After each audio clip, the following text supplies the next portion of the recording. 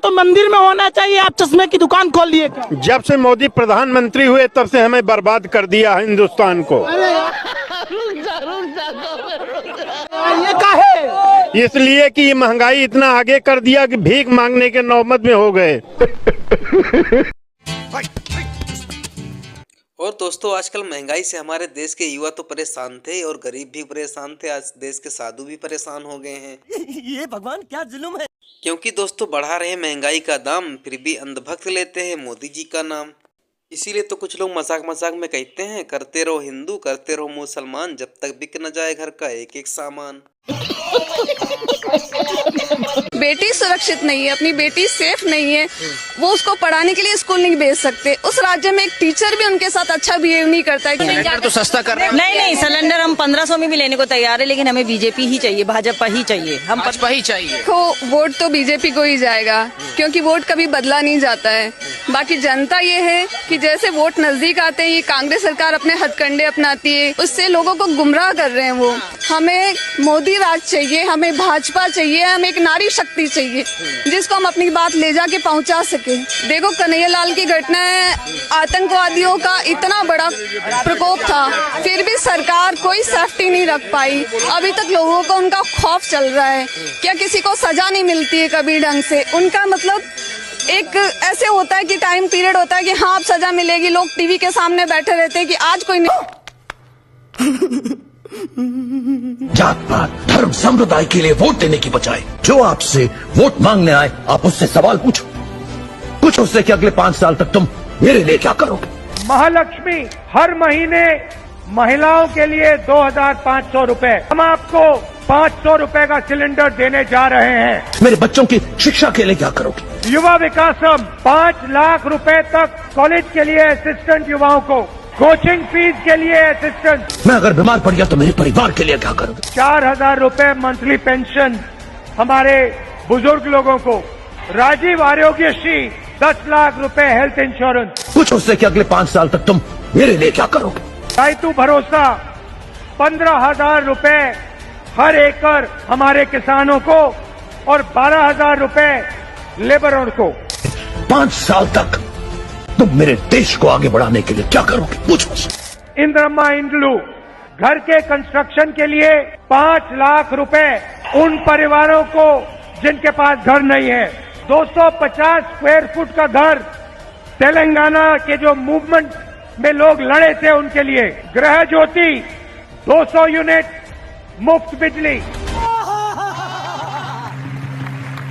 और दोस्तों 2024 के चुनाव को लेकर क्या बोलती है जनता?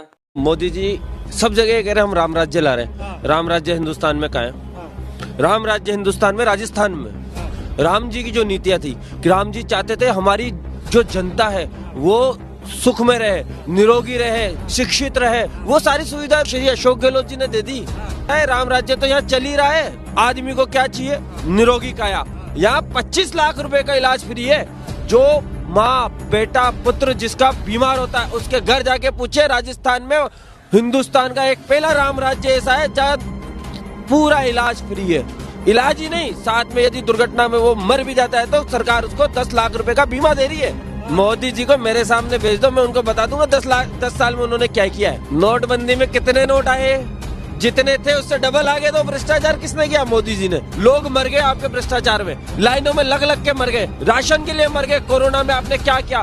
कोरोना में भीलवाड़ा मॉडल राम राज्य के रूप में पूरे हिंदुस्तान में फेमस था। कहाँ गई थी मोदी सरकार? अशोक गहलोत जी ने यहाँ हर व्यवस्था कराई, हर निःशुल्क इलाज कराया, हर जगह स्थिति थी। यूपी की स्थिति देखे, योगी जी कहते हैं ना मेरे राज्य में कोरोना के समय कहाँ थे? हिंदुस्तान का जो पैसा था वो अडानी अंबानी ले गए, वो तो भ्रष्टाचार हुआ करके। मोदी जी गायब हो गए, नीरव मोदी जी। अब उनको कहो तो वो सीधी एक ही बात कहते हैं कि हम राम के नाम पे वोट मांगे। अरे राम राज्य तो ऑलरेडी राजस्थान में श्री अशोक गहलोत जी ने दे दिया।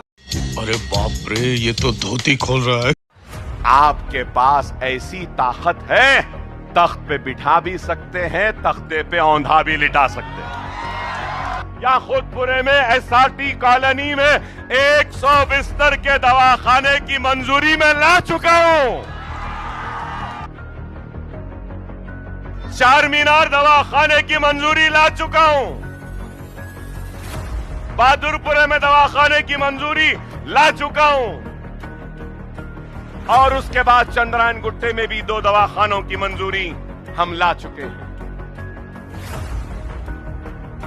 आज से 15 बरस पहले तकरीर करता था, याद होगा आपको, कहता था रिजर्वेशन हमने लाया और मेरा जुमला था कि राजस्थान में आपकी हुकूमत उस वक्त, आसाम में आपकी हुकूमत 5-6 रियासतों में थी कि जब वहां पर भी कांग्रेस है तो वहां रिजर्वेशन क्यों नहीं दिया? रिजर्वेशन आंध्रा में क्यों दिया? रिजर्वेशन आंध्रा में इसलिए दिया कि यहां आपका इत्तेहाद, आपका शऊर जिंदा, आपकी ताकत है और इनके अब्बा है ना यहाँ पे, हमें इसलिए दिए। खुदारा समझो वक्त और हालात किस तरफ हैं। ये लोग जीतने करने वाले नहीं हैं। इस तालाब कट्टे सालम चौक से तेलंगाना के कोने कोने तक, जहां तक मेरी आवाज जा रही है, मेरे प्यारे मुसलमानों से अपील है मेरी, अपने वोटों की तकसीम न करो, अपने वोटों को बांटो नहीं, अपने वोटों को मुत्तहिदा तौर पर जहां मजलिस है मजलिस को डालो और सदर मजलिस ने जो ऐलान किया वहां बीआरएस को डालो। सबसे काम लेने की जिम्मेदारी अकबरुद्दीन ओवैसी की है, अभी जिंदा हूं, मैं लूंगा काम। ये सब क्या देखना पड़ रहा है? अच्छा है मैं अंधा हूं।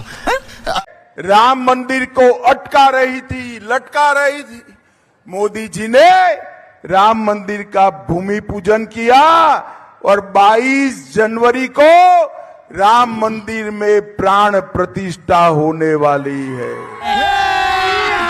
अभी मजा आएगा ना भिड़। सारे देश में नफरत और हिंसा की आग फैलाने वाली भारतीय जनता पार्टी किस मुंह से बात करती है उदयपुर के कन्हैया कुमार हत्याकांड की? असलियत तो ये है कि उस हत्याकांड के बाद जो राजस्थान की कांग्रेस सरकार ने, जो अशोक गहलोत जी ने कार्रवाई करी, जो सूझबूझ दिखाई, उससे और बड़ी अनहोनी होने से प्रदेश और देश में बच गई।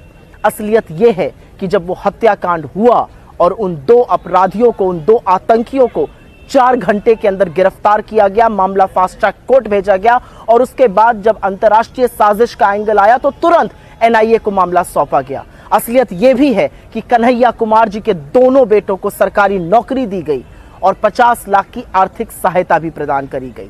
असलियत यह है कि प्रदेश के मुख्यमंत्री ने अपने सारे काम निरस्त करके उदयपुर जाने को प्राथमिकता दी, उनके परिवार से जाकर तुरंत मिले, उनको भरोसा दिलाया कि प्रदेश और देश और सरकार उनके परिवार के साथ खड़ी है।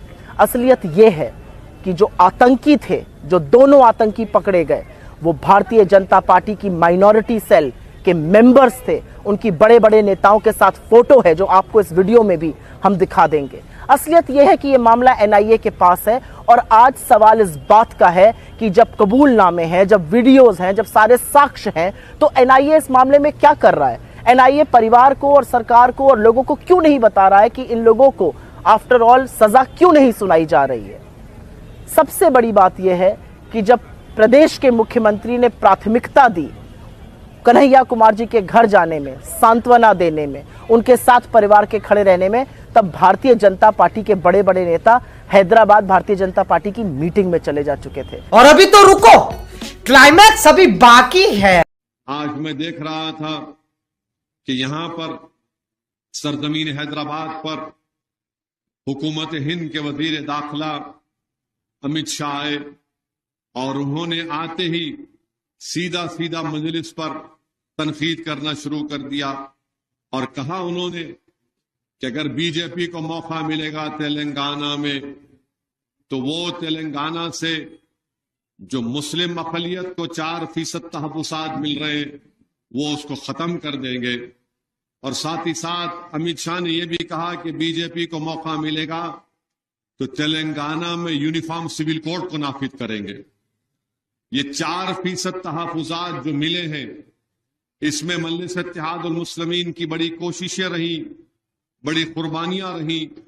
और मुझे याद आता है कि उस वक्त मौलाना अब्दुल रहीम कुरैशी साहब की क़ियादत में हमने 4% तहफ़्फ़ुज़ात की जिद्दोजहद को लेकर पूरे उस वक्त के आंध्र प्रदेश में हमने एक मुहिम चलाई थी। खत्म,